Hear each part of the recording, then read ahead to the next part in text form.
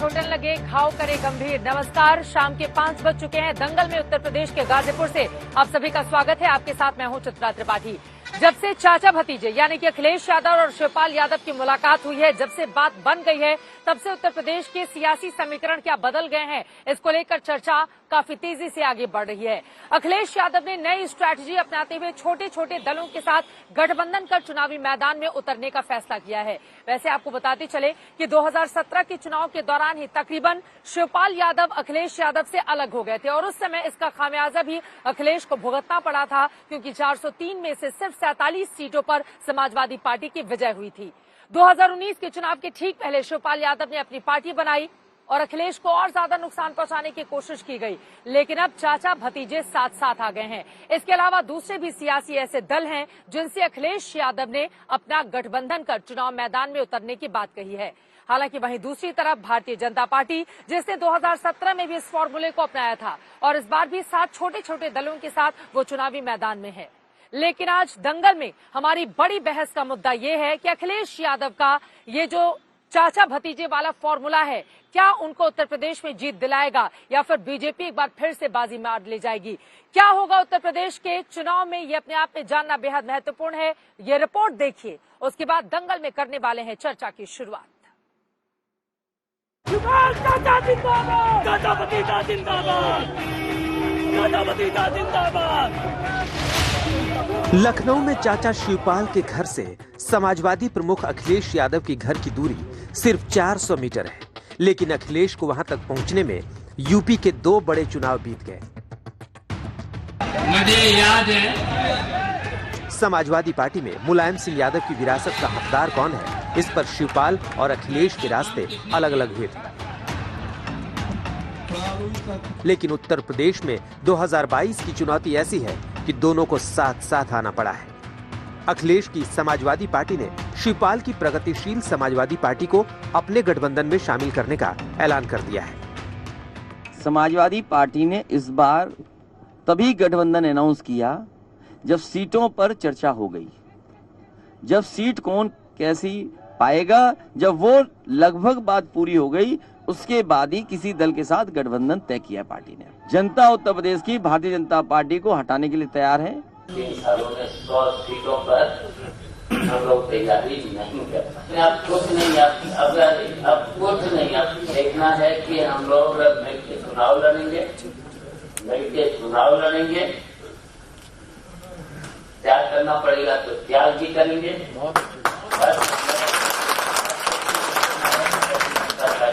सरकार को हटाना है। शिवपाल ने राजनीति का अलग रास्ता पकड़कर कोई नई मंजिल तो नहीं पाई, लेकिन पिछले चुनावी नतीजों में उन्होंने कुछ सीटों पर अखिलेश का काम जरूर बिगाड़ा था। इस बार अखिलेश यादव एक एक कर कई छोटे दलों को साथ लेकर अपनी रणनीतिक जमीन तैयार कर रहे हैं।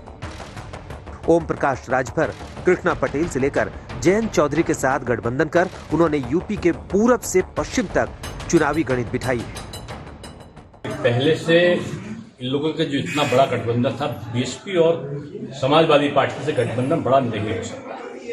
अब वो गठबंधन जब धराशायी हो गया, सपा और कांग्रेस का गठबंधन भी कोई कमजोर गठबंधन नहीं था, वो धराशायी हो गया। तो छोटे मोटे गठबंधन की बात करके आप तुलना क्यों कर रहे हैं? मैं समझता हूँ बीजेपी का मुकाबला किसी से नहीं है। छोटे दलों का साथ लेने में बीजेपी भी पीछे नहीं है। संजय निषाद की पार्टी समेत 7 छोटे दलों का हिस्सेदारी मोर्चा बीजेपी का भी तैयार है। संजय निषाद के साथ अमित शाह और योगी आदित्यनाथ ने आज लखनऊ में साझा रैली भी की है। मित्रों, यहाँ जो सरकारें चली, सपा बसपा सपा, इन्होंने जो भी आया अपनी जाति का काम किया, निषाद समाज का काम किया। क्या सभी पिछड़ी जातियों का, सभी गरीबों का काम करने का लक्ष्य मोदी जी का था और उन्होंने इसको पूरा किया। उत्तर प्रदेश का ये चुनाव जितना 2 दलों का मुकाबला बनता जा रहा है, उतना ही सामाजिक आधार वाले छोटे छोटे दलों को साधने वाला भी बनता जा रहा है। ऐसे में चुनावी टक्कर में टंकार भी है, महीन धार भी है। आज तक ब्यूरो। अखिलेश यादव के एक और चाचा हैं राम गोपाल यादव। उनकी ओर से इस गठबंधन के मुद्दे पर क्या कुछ कहा गया है, जरा सुनिए। उनसे बातचीत की है आज तक संवाददाता ने। समाजवादी पार्टी और शिवपाल यादव के बीच गठबंधन हो गया है। बात करने के लिए हमारे साथ मौजूद हैं समाजवादी पार्टी के महासचिव रामगोपाल यादव जी। रामगोपाल जी, आखिर चाचा भतीजे एक साथ आने के सहमत हो गए, गठबंधन अब होगा, साथ मिलकर चुनाव लड़ेंगे, किस ढंग से देखते हैं? अच्छी बात है,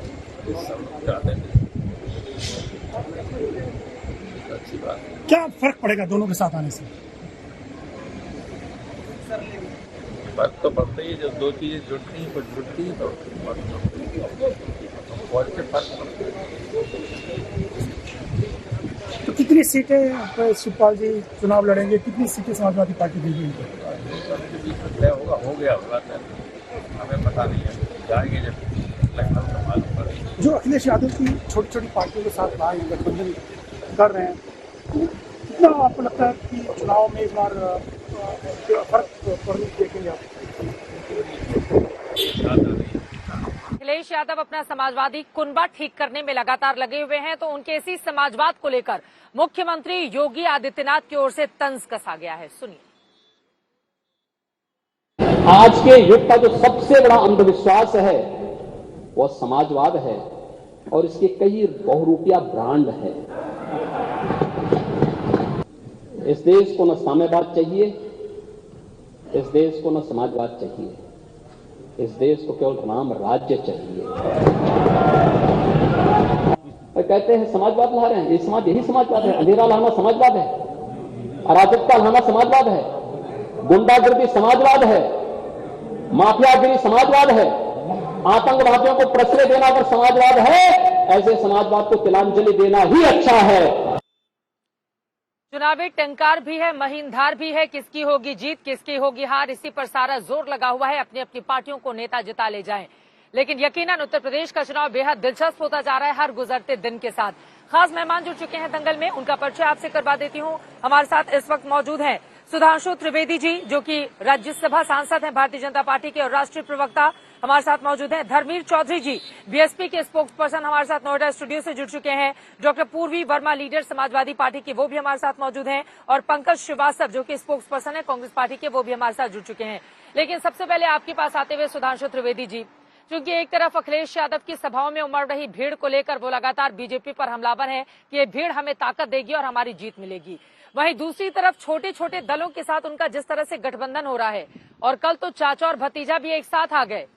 देखन में छोटन लगे, घाव करे गंभीर। बीजेपी क्या है तैयारी इससे निपटने की?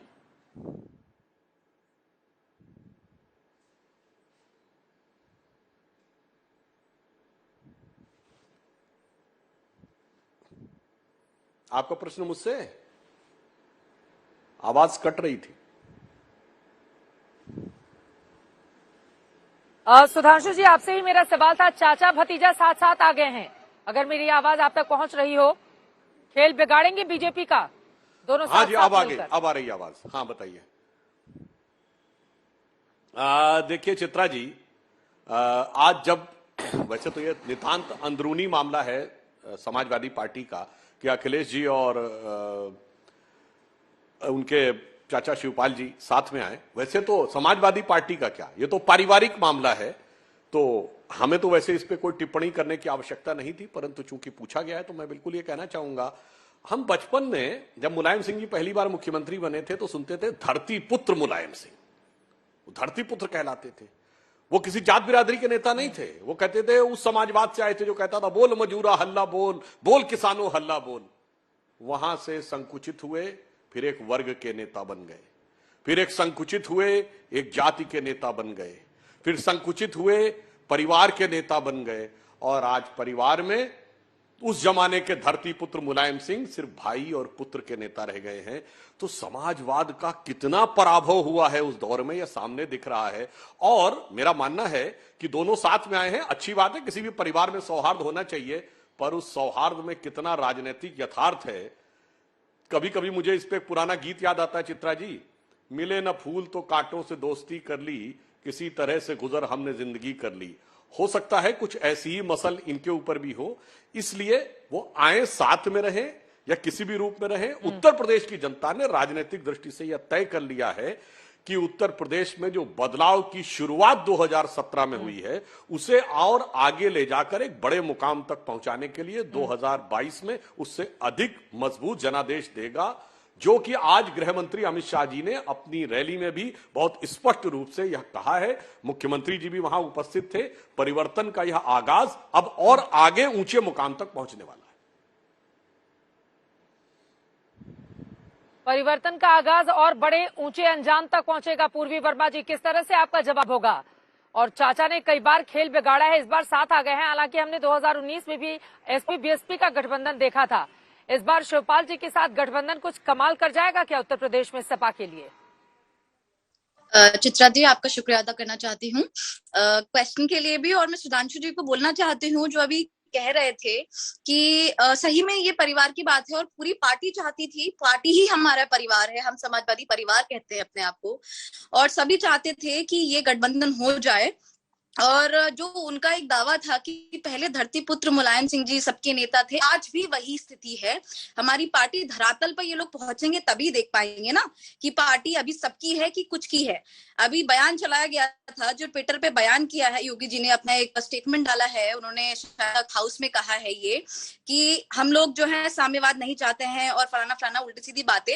वो कहना भूल गए हैं कि ये सरकार जो चला रहे हैं ये जातिगत पे चला रहे हैं, जातिवादी सरकार है, सांप्रदायिकता की सरकार है, इसे कब खत्म करेंगे? और समाजवादी लोग ही जो हैं उन्होंने शुरुआत से इस चीज की पहल की थी कि हम लोग एक ऐसी सरकार, ऐसा सिस्टम, ऐसी व्यवस्था चाहते हैं जहां पे लोगों को एकता मिले, समानता मिले, एकजुटता मिले और सामाजिक न्याय की बात हो, सामाजिक न्याय की लड़ाई लड़ी जाए। आप मुझे ये बताइए, बीजेपी जब से आई है तब से इतने कुकर्म हो गए महिलाओं के ऊपर, बच्चियों के ऊपर, जो इनकी ठोको नीति है उसमें लोग मार दिए जाते हैं। कहाँ गई सामाजिक न्याय की बात? कहाँ गई एक साथ खड़े होने की बात? और जो ये बात कर रहे हैं, मुझे लगता है ये लोग सब डर गए हैं। अखिलेश जी की जो रैलियां हो रही हैं, एक एक रैली उनकी, चाहे वो पूर्वांचल की हो, चाहे वो मध्य की हो, आज अभी उन्होंने रायबरेली में की है, एक एक रैली, जौनपुर की रैली, जनता का जनादेश, सबको पता चल रहा है कि अब जो है लोग समझ चुके हैं कि बीजेपी ने जो उनके साथ विश्वासघात किया था, हमारी भारत की जनता की एक खूबी है, वो सबको एक मौका जरूर देती है। बीजेपी को मौका दे के देख लिया। ठीक है, धर्मेंद्र चौधरी जी सीधे आपके पास आते हैं, क्योंकि समाजवाद को लेकर बहुरूपिया ब्रांड कहा है योगी आदित्यनाथ ने। पूर्वी जी, इस पर आप जवाब दीजिएगा, लेकिन धर्मेंद्र जी सीधे आपका रुख करते हुए माहौल क्या दिखाई दे रहा है? और बीएसपी देखिए, एक तरफ अखिलेश यादव अपना कुनबा बढ़ाने में लगे हुए हैं, वहीं दूसरी तरफ भारतीय जनता पार्टी का भी 7 दलों के साथ गठबंधन हो गया है। बहन मायावती जी क्या कर रही हैं, कहाँ है आपका कुनबा, कहाँ तक पहुंचा है, जरा बताइए इसके बारे में। कहाँ खड़ी है आपकी पार्टी चित्रा जी मौजूदा राजनीति में? चित्रा जी, मैं बिल्कुल बताऊंगा आपको तसल्ली पूर्वक, लेकिन मैं सुधांशु भाई का ध्यान एक तरफ जरा केंद्रित करना चाहता हूं, इंगित करना चाहता हूं कि ये हॉलमार्क के जो हॉलमार्क होता है 24 कैरेट का गुंडा हॉलमार्क आज दिखाई नहीं दिया योगी आदित्यनाथ जी के साथ में, अमित शाह जी के साथ में। टहनी दिखाई नहीं दिया। 24 कैरेट का गुंडा हॉलमार्क, इसका इस्तीफा कब होगा? सुधांशु जी, जो एफआईआर में मुजरिम है ये 120B का एफआईआर में, जरा इस पर भी ध्यान दीजिएगा। और सुधांशु जी, जो ये आप धर्म और जाति की राजनीति जो कर रहे हैं प्रदेश में, इससे काम चलने वाला नहीं है। आपकी पोल खुल चुकी है, 700 से ज्यादा किसान मर गए, आतंकवादी खालिस्तानी कहते थे उनको।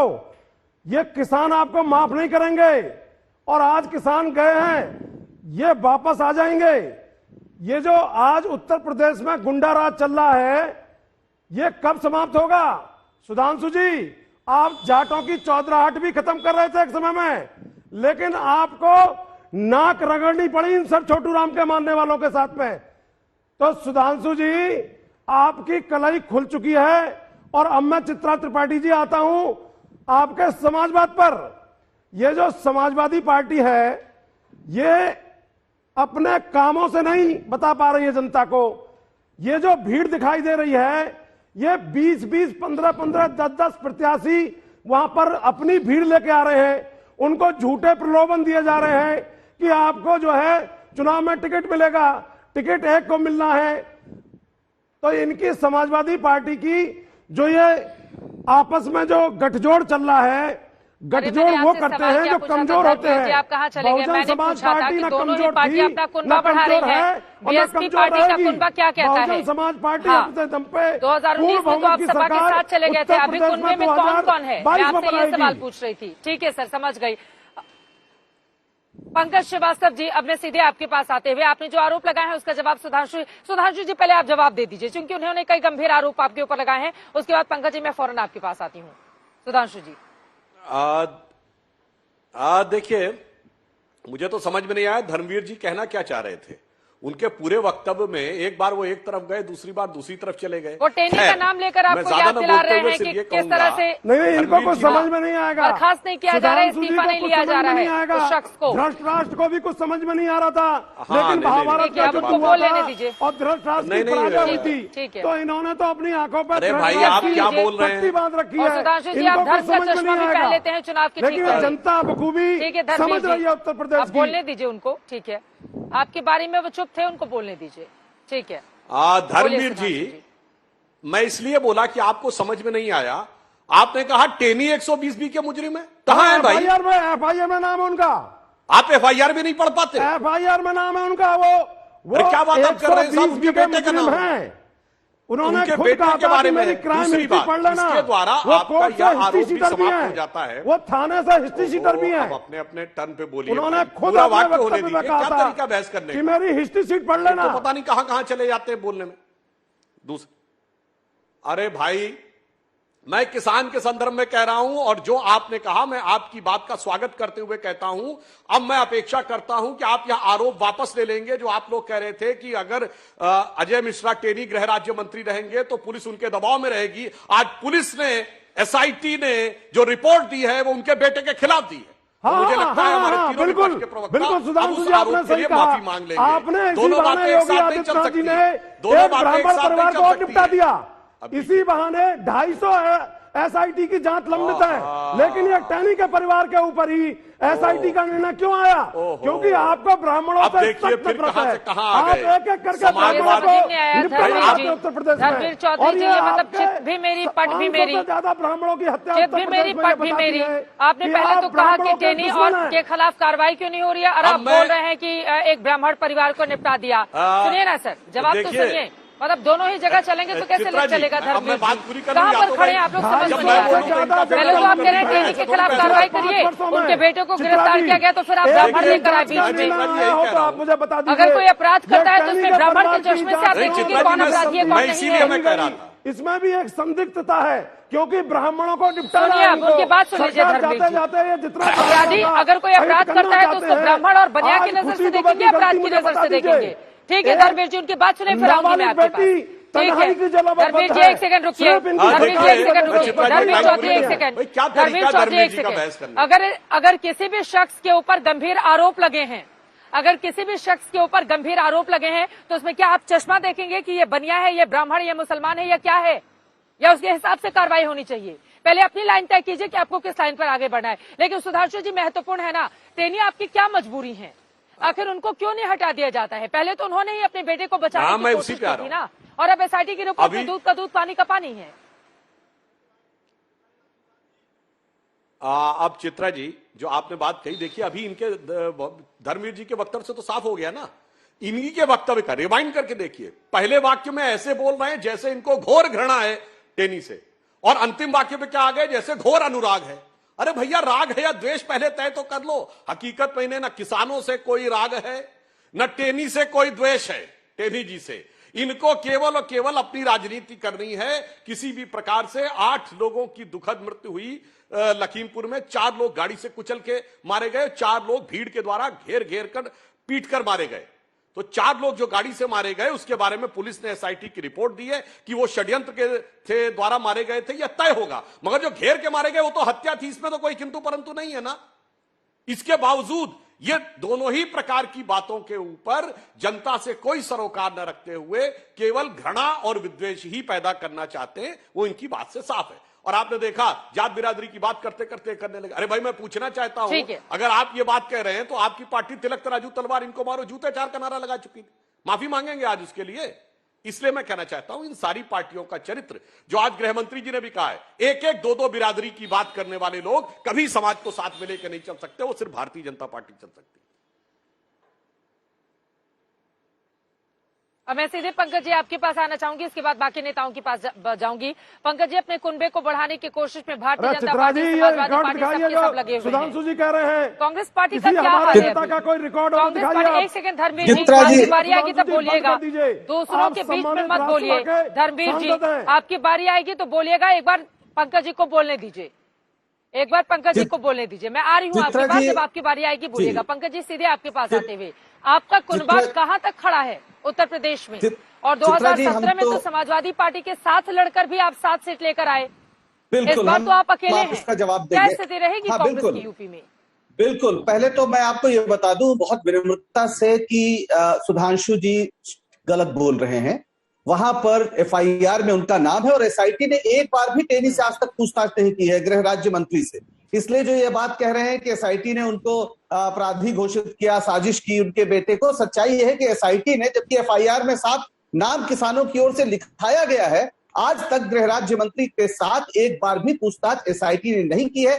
सुप्रीम कोर्ट तक ने इस पर काफी आपत्तिजनक एक तरह से डांट लगाई है, इसमें कोई छुपी बातें नहीं है। इसलिए एक हिस्ट्रीशीटर व्यक्ति को गृह राज्य मंत्री बनाया पहले इन्होंने, और उसके बाद अभी तक उसे हटा नहीं रहे हैं। केंद्रीय गृह राज्य मंत्री बहुत बड़ा पद है, भारत को रिप्रेजेंट करते हैं, और आज स्थिति है कि पत्रकार सवाल पूछता है तो उसका गिरेबान पकड़ ले रहे हैं, पूछ रहे हैं तुम कौन हो बे। ये वीडियो सारे सब्जेक्ट देखें।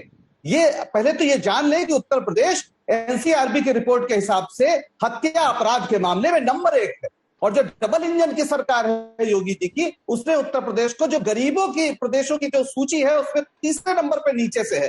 इसलिए हर मुद्दे पर उत्तर प्रदेश की योगी सरकार फिसड्डी साबित हुई है, जिसकी कॉपी भारत सरकार के तमाम उन्होंने जांची है, जो उनके संस्थाएं हैं, ये हम नहीं कह रहे हैं। और जहां तक हमारी बात है, हम 32 साल का जो कुशासन है, बसपा का, सबको मिलाकर हम लोग ये बात कह रहे हैं, और 32 साल का कुशासन, उसका अंत होगा इस बार। कांग्रेस पार्टी पूरी ताकत से एक नए विचार को लेकर आई है। 40% टिकट महिलाओं को दिए जा रहे हैं। पूरे उत्तर प्रदेश की राजनीति का रंग बदल जाएगा। 40% टिकट दिया जाएगा, महिलाओं का घोषणा पत्र जारी किया जा चुका है, और इन सारे मुद्दों को लेकर जो कांग्रेस की प्रतिज्ञाएं हैं, 4000 करोड़ रुपए अभी भी गन्ना किसानों का बकाया है। सुधांशु जी की पार्टी का जो आप पुराना जो संकल्प पत्र 2017 को उठाइए, इन्होंने कहा था कि हम बस तुरंत महीने भर के अंदर सारा बकाया खत्म कर देंगे। आज अभी जब चुनाव आ गया तब भी 4000 करोड़ बकाया है। तो किसान परेशान है, नौजवान लाठियां खा रहा रोजगार मांगने के बाद नाम पर। आशा बहुएं जब जाती है मुख्यमंत्री से मिलने तो उन्हें लाठियों से पीटा जाता है। हर वर्ग बुरी तरह दुखी है, परेशान है, और उसने तमाम तरह की राजनीति, जाति और धर्म की देख ली है। कांग्रेस पार्टी जो सबको लेकर चलने की बात करती रही है हमेशा से, सरकार बनाने की स्थिति में है क्या? बीजेपी की विकल्प है क्या कांग्रेस पार्टी? एक लाइन में जवाब दे दीजिए सुधांशु जी से, इसका मैं आंसर लेती हूं। ठीक है, मैं बस इतना कहना चाहता हूं कि बीजेपी का जो 5 सालों में कांग्रेस पार्टी में वो क्या क्रांतिकारी बदलाव आ गया कि 7 सीटों से वो सीधे 202 को क्रॉस कर जाएगी और सरकार बना लेगी? वही कह रहा हूँ, मैं वही कह रहा हूँ। उत्तर प्रदेश की जनता देख रही है कि विपक्ष कौन है। पिछले 3 साल पे चाहे कोरोना का प्रश्न हो, चाहे दलित उत्पीड़न का प्रश्न हो, चाहे हाथरस का मामला हो, चाहे अरुण वाल्मीकि की हत्या का आगरा में मामला हो, चाहे जो प्रयागराज में निषादों के साथ हुआ, हर जगह अगर कोई नजर आया है। किसानों का मामला हो, लखीमपुर में जो बीजेपी के नेताओं ने कुचल के किसानों को मारा, वहां पर अगर कोई नजर आया है तो मतलब आप ये कह रहे हैं कि विपक्षी दल में अगर कोई नजर आया है तो सिर्फ आपकी party Congress party, Samajwadi party को आप कह रहे हैं कि वो नजर नहीं आया। ठीक है, पूरी भी इसका जवाब देंगे, लेकिन उसके पहले सुधांशु जी। ठीक है सुधांशु जी, वो उनके कार्यकर्ताओं को जब वो विरोध करते हैं सरकार की नीतियों के खिलाफ, तब आप जेल भेज देते हैं। किसानों के मुद्दे पर भी वो कांग्रेस पार्टी आवाज उठा रही है, और भी तमाम मुद्दों पर भी आपको घेरा है, और उन्होंने कहा है कि आपका विकल्प कांग्रेस ही है, वही सरकार बनाएगी इस बार। देखिए, आज के जमाने में कोई बात कहकर और गायब हो जाना आसान नहीं होता है। एक जमाना था पंकज जी जब आप छत्तीसगढ़ में कुछ और बोले, राजस्थान में कुछ और बोले, यूपी में कुछ और बोले, सिर्फ लोकल अखबारों में छपता है। आपने बोला कि वो आज सबको याद है छत्तीसगढ़ में 1, 2, 3, 4, 10 दिन में सारे किसानों को कर्जा माफ कर दूंगा। कर्जा माफ नहीं हुआ। 150 किसान वहां पर आत्महत्या कर चुके हैं। वहां की सरकार ने उनको मुआवजे नहीं दिए। क्या तरीका है बहस करने का भाई? अपने अपने टर्न पे बोलिए। आप झूठ बोल रहे हैं। अब टेनी की हो रही है कि टेनी आपने कह दिया उन पर कोई आरोप नहीं आ रहा, उससे पूछताछ नहीं हुई है, उन पर 120 का मामला। अरे भाई मैं एक बात पूछना चाहता हूँ आपसे। अब आप बोल लीजिए तब मैं बोलूं। नहीं, आप उनके खिलाफ FIR है, SIT ने पूछताछ क्यों नहीं की? आपकी बात हो गई थी ना सर, एक सेकंड पंकज जी, आपकी बात हो गई थी, उनका जवाब सुन लीजिए। आपकी बारे में आप बात रिपीट कर रहे हैं सर, आप अपनी बात रिपीट कर रहे हैं। ठीक है, एक बार उनकी बात पूरी हो जाए उसके बाद आप अपनी बात रिपीट कर रहे हैं और FIR में भी बता देना चाहता हूं। अच्छा ये बताइए, अभी तक तो अजय मिश्रा जी का बेटा वहां पर था, यह जांच का विषय है। अगर किसी की गाड़ी से कोई व्यक्ति कुचला गया, भले ही यह माना जाए कि स्वदेश कुचला गया, उसके बाप का नाम FIR में होगा। उसके बाप का नाम बात करते हैं, किसी बात के ऊपर कोई तर्क संगत बात होनी चाहिए ना। ये जांच के बाद में होगा ना कि जिसके नाम पे गाड़ी है उसके पिता का नाम का होना चाहिए। और रही बात इसकी, अगर इतनी ही बात है तो भाई क्या तरीका है बहस करने का? भाई कितना जिन लोगों को राष्ट्रीय चैनल पर बहस करने की मर्यादा नहीं बनाना चाहिए। आप गलत बोल रहे हैं। FIR में नाम है, आप कह रहे होगा, तथ्य तो सही कर लीजिए आप अभी। ठीक है पंकज जी, एक सेकंड, दोनों लोग साथ में बोलेंगे। आप बार बार सवाल पूछ रहे हैं। अरे भाई मैं कह रहा हूँ जवाब सुनिए, फिर आपकी बारी आएगी। मैं आपके पास ही आ जाऊंगी पंकज जी, मैं आपके पास ही आ जाऊंगी। एक सेकंड उनको बोल लेने दीजिए, फिर आप बोलिएगा पंकज जी। साथ में बोलेंगे तो लोगों को समझ में नहीं आएगा। और सवाल पूछ रहे हैं तो जवाब सुनने का धैर्य भी दिखाइए प्लीज पंकज जी। सही तो बोलिए ना, आप सवाल पूछता है जो जवाब सुनने का धैर्य भी दिखाइए। सवाल पूछने के लिए ये प्लेटफॉर्म नहीं है ना।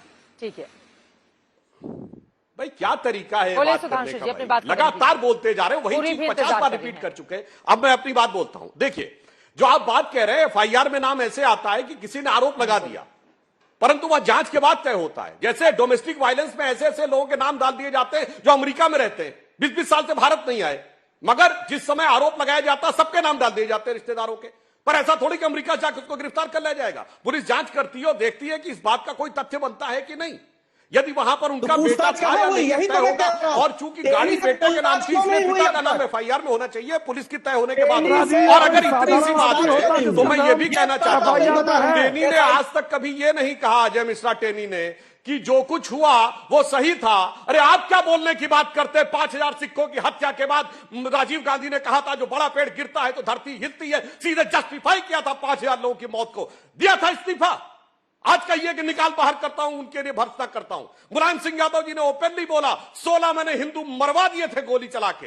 यानी कोई किंतु परंतु नहीं, एलानिया ऐलान कर रहे हैं कि मैंने मरवा दिया, 40 मर जाते तो गम नहीं था। उसके बाद किसने निकाला? यहां तो अजय मिश्रा ने आज तक नहीं कहा कि हाँ मैंने मरवा दिए और अगर 10 भी मर जाते तो गम नहीं था। ये इसलिए जो आके आप बोलने का प्रयास करते हैं, इसीलिए मैं कह रहा हूं प्रदेश और देश की जनता ने सबका चरित्र देखा है। अब मैं मुद्दे की बात कर रहा हूं। छत्तीसगढ़ में किसानों को मुआवजा नहीं मिला, वो तो ठीक है। ये बताइए, बेरोजगारी भत्ता यहां देंगे, राजस्थान में 3 साल हो गए, दे दिया। 5000 रुपया बेरोजगारी भत्ता देने का वादा किया था। सबसे ज्यादा अपराध में राजस्थान आ गए। और लड़की हूं लड़ सकती हूं, पंजाब में सारे देश ने कल टीवी चैनल पर देखा किस ढंग से लड़की का मुंह पकड़ कर ले जाया गया हक के लिए। और इसीलिए मैं कहना चाह रहा हूं, वो उत्तर प्रदेश में कह रहे हैं बहनों को देंगे, महिलाओं को देंगे, जहां फटक चंद गिरधारी ना लुटिया ना थारी। अरे देना तो मैं कहूं 40% टिकट देंगे, पंजाब में घोषणा करो, कहो उत्तराखंड में देंगे घोषणा करो, 40% कैबिनेट में बर्थ राजस्थान में दीजिए, छत्तीसगढ़ में। इसलिए मैं कहना चाहता हूं, सबको पता है कि एक चेहरे पे कई चेहरे लगा के लोग आते हैं। पंकज जी, इस पर जवाब दे दीजिए आप, उसके बाद में पूरी और बात आपके पास आऊंगी। और मेरे मुद्दे पर भी हम रहें, मेरा ठीक है, जिस मुद्दे पर हम बात करने के लिए आए हैं उस मुद्दे पर भी रहें। आप लोगों को बताया जाता है कि किस मुद्दे पर हमें बातचीत करनी है। ठीक है, उत्तर प्रदेश के किसानों को कुचला गया, मारा गया, सब बोलिए जवाब दीजिए। उन्होंने कांग्रेस शासित राज्य को लेकर सवाल पूछे, नाम हुआ उसके बाद उन्होंने आंदोलन खत्म किया लखीमपुर में। इन्होंने कहा कि हम FIR में नाम भी कर रहे हैं और उसके बाद जांच होगी। आज तक SIT ने पूछताछ नहीं की केंद्रीय गृह राज्य मंत्री से। ये बुनियादी बात है, नाम किसी का भी हो सकता है पर पूछताछ तो करेंगे। आज तक केंद्रीय गृह राज्य मंत्री जो हिस्ट्री शीट कर रहे हैं उन पर आज तक पूछताछ नहीं हुई। ये सवाल तो बनेगा, क्यों नहीं बनेगा? ऑक्सीजन सिलेंडर बिना पूरा प्रदेश। मैं आऊंगी सुधांशु जी सवाल के साथ कि क्या टेनी आपके गले के फांस बन गए हैं? ठीक है, लेकिन उसके पहले बाकी दोनों मेहमानों को भी जरा लेकर आते हैं। पूर्वी वर्मा जी, देखिए उत्तर प्रदेश की पॉलिटिक्स को लेकर हम सवाल अब यहाँ पर कर रहे हैं और ग्राउंड पर, चूंकि मैं बीते 1 महीने से ज्यादा वक्त हो चला है, यहाँ पर बीजेपी और समाजवादी पार्टी की टक्कर देखी जा रही है। तो जरा पूर्वी वर्मा को भी बोलने का मौका दीजिए आप लोग। ठीक है पूर्वी वर्मा जी, सीधे आपके पास आते हुए, क्योंकि आज ही मुख्यमंत्री योगी आदित्यनाथ की ओर से कहा गया है, उन्होंने लोहिया, जिसको लेकर आप लोग अपनी राजनीति को आगे बढ़ाते हैं, उन्होंने उनका नाम लेकर कहा कि लोहिया ने कहा था कि जो सरकार इस देश के अंदर इस देश के गरीबों के लिए शौचालय का निर्माण कर देगी, जो घर में चूल्हा जलाने का काम करेगी, उस सरकार को आने वाले 25 साल तक दुनिया की कोई ताकत नहीं हटा पाएगी। और लोहिया जी के सपने को प्रधानमंत्री नरेंद्र मोदी ने पूरा किया है और अब तो अगले 10 दिनों में 4 बड़े बड़े कार्यक्रम भी उत्तर प्रदेश में उनके होने वाले हैं। क्या करेगी समाजवादी पार्टी? देखिए, जो आपने कहा कि योगी जी ने इसको कहा है, तो कहीं ना कहीं ये सत्य बात है कि बीजेपी में भी एक ऐसा वर्ग है जो लोहिया जी को फॉलो करता है और वो भी समाजवादी विचारधारा को मानता है। और जहां तक धरातल पर सच्चाई की बात है, चित्रा जी, मैं खुद चुनाव लड़ चुकी हूं, जहां तक ये लोग बोलते हैं कि शौचालय बनवाए हैं, आप खुद जाके देखिए, इनके पार्टी के लोग जाके देखें, तब जानेंगे कि लोग उन शौचालयों को कैसे यूज करते हैं। उसमें कंडे भरे जाते हैं, भूसा भरा जाता है, उसको स्टोरेज की तरह यूज किया जाता है, क्योंकि अभी भी उसमें कनेक्टिविटी नहीं दी है। और दूसरा, इन लोगों ने सोख्ता बनाया है, जिसे टैंक कहते हैं, जिसमें कि सारा का सारा जो एक्सक्रीटा मैटर है वो जाता है, वो मेन वाटर बॉडीज में मिल जाता है। तो ये भी एक बहुत बड़ा षड्यंत्र है कि पूरे गाँव में जो व्यवस्था है पानी को पीने की, उसको पॉल्यूट कर दो ताकि आधे से ज्यादा जनता तो यूं ही चल बसे। आज डेटा कहता है कि आधे से ज्यादा आबादी जो है वो गट की जो बीमारियां हैं, इंटेस्टिनल बीमारियां, टाइफाइड हो, चाहे वो सैल्मोनेला हो, चाहे वो इकोलाई की हो, उससे प्रभावित हैं, उससे ग्रस्त हैं। और ये सारे के सारे जो बैक्टीरिया है, ये जो एक्सक्रीटा है उसके माध्यम से पानी में पहुंचते हैं और पानी का जो पीएच है वो भी खराब होता जा रहा है। तो एक बात तो ये हो गई। दूसरी बात, जो इन्होंने कहा है कि हम इन्होंने गैस कनेक्शन दिए हैं, तो जरा ये बता दे एक बार। नहीं, एक बात समझाइए, एक सेकेंड। समाजवादी पार्टी ने पानी दिया था, बीजेपी ने उसको खराब करने का काम किया है। आप क्या बताना चाहती हैं? मैं ये बताना चाहती हूँ कि जिस तरह ये लोग अपने आप को सेल करते हैं, ये सारी पब्लिसिटी है कि जिस तरह लोहिया जी के जो विचार थे वो सबसे ज्यादा समाजवादी लोगों ने धरातल तक पहुंचाए, पर ये लोग बताने की कोशिश करते हैं कि यही लोग सबके मसीहा हैं। जबकि असलियत तो ये है कि आज की तारीख में अगर भारत में सबसे ज्यादा बर्बादी अगर किसी ने की है तो वो भारतीय जनता पार्टी ने की है। जब से सत्ता में आई है, सांप्रदायिकता बढ़ गई है, जातिगत जितने भी क्राइम्स होते थे वो बढ़ गए हैं, हमारे दलित भाई बहनों पे जितने क्राइम्स है आप देखिए, बीजेपी के कितने लोग उसमें जो है बच्चियों को पकड़ के ले जाते हैं और अल्टीमेटली यही पता लगता है कि उनकी एफिलिएशन किसके साथ थी। हम उसके बाद अभी ये कह रहे थे, अजय मिश्रा टेनी की बात हो रही थी, इनके मंत्री बनाए गए हैं, लखीमपुर खीरी से ही आती हूँ, वहीं पर चुनाव लड़ा था। धरातल की बात इनमें से किसी को नहीं पता होगी क्योंकि इन सब ने टीवी देखा और बात कह रहे हैं, मैं वहीं पे थी। आप ये बता दीजिए सुधांशु जी, आप बोल रहे हैं कि आपके मंत्री एकदम साफ है, कुछ नहीं है, उनके बेटे को सजा हो, उनकी क्यों बात हो? मंत्री जी ने कहा था अगर मेरा बेटा दोषी पाया जाए तो आप मुझे सजा दीजिएगा, मैं सजा का हकदार हूंगा, मैं अपने मंत्री पद से इस्तीफा दूंगा। पहली बात, इस्तीफा क्यों नहीं हुआ है? दूसरा, आप कह रहे थे 120 भी, उनके ऊपर मर्डर तक की धारा लगी हुई है। चलिए, अपने जवाब ले लेती हूँ। ठीक है पूर्वी जी, आपकी बात हो गई।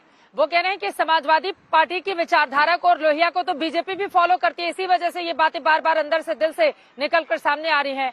तो फिर समाजवाद बहुरूपिया कैसे हो गया? बताइए इसके बारे में सुधांशु जी।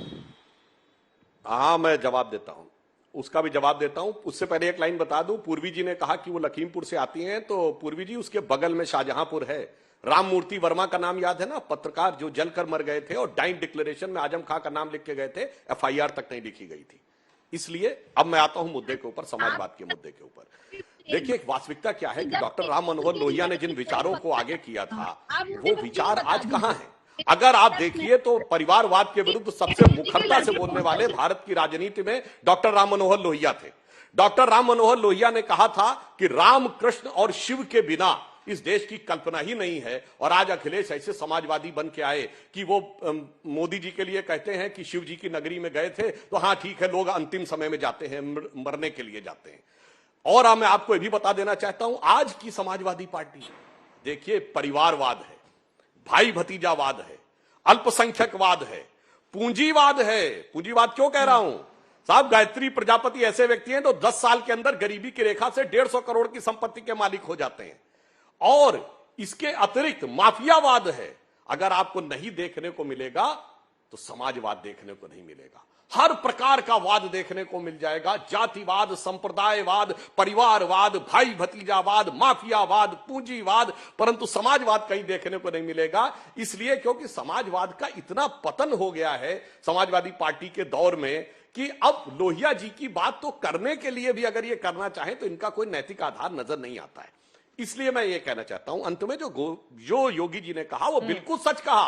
अरे योगी जी ने तो आज कहा, चित्रा जी मैं तो ये पहले बोल चुका हूं। इन्हीं के एक बड़े समाजवादी कवि थे अदम कोंडवी, जिन्होंने समाजवादियों के बदलते चरित्र के ऊपर कविता लिखी थी और एक लाइन उन्होंने ये बोली थी कि काजू भुना है प्लेट में विस्की गिलास में, उतरा है रामराज्यों विधायक निवास में। और आगे उन्हीं की लाइन थी, पक्के समाजवादी हैं तस्कर हो या डकैत, पक्के समाजवादी है तस्कर हो या डकैत, कितना असर है खादी के उजले लिबास में। और आपने करके दिखाया, आतंकवादियों से केस विड्रॉ किए, अपराधियों से केस विड्रॉ किए, उत्तर प्रदेश की अदालतों में धमाके करने वालों से केस विड्रॉ किए, मुजफ्फरनगर में एक संप्रदाय विशेष के लोगों के केस विड्रॉ किए, आजमगढ़ में जाके आतंकवाद के आरोपियों के हाथ सिजदे किए, क्या क्या नहीं किया आप लोगों ने। तो ये बात तो आपके पूर्वज लोग ही कह गए थे, अदम कोंडवी जैसे लोग किस जमाने में ही, तो आज जाके चरितार्थ हो रहा है। तो योगी जी कोई नई बात नहीं कह। बार बार बीजेपी के नेता और खुद प्रधानमंत्री ने कहा कि ये लाल टोपी रेड अलर्ट है, खतरे की घंटी, बीएसपी का कार्यकर्ता आतंकवादियों को बचाने का काम किया जाता है, गुंडा राजा।